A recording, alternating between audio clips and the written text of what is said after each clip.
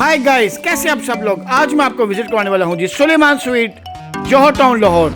जौहर town से अल्लाह चौंक से अगर आप लोग जाते हैं जी शोकत खानम रोड की तरफ, तो रास्ते में आता है जी सुलेमान स्वीट। गुजरांवाले से ये लोग आए हैं। सुलेमान स्वीट जो है पाकिस्तान की टॉप स्वीट शॉप है, जहाँ पर आपको 50 से ज़्यादा मिठाइयों के मुख्तलिफ अक़साम मिलने वाली हैं। अगर आपने सुलेमान स्वीट से जो है मिठाई नहीं खाई तो समझो आपने कुछ भी नहीं खाया।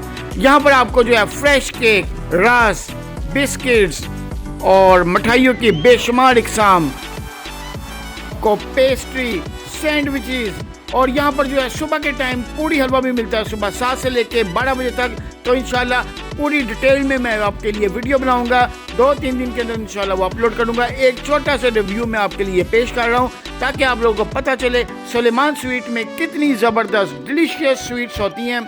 इनके फ्रेश केक होते हैं, इनके बिस्किट, रस, बन, डबल रोटी वगैरह बहुत ज़बरदस्त।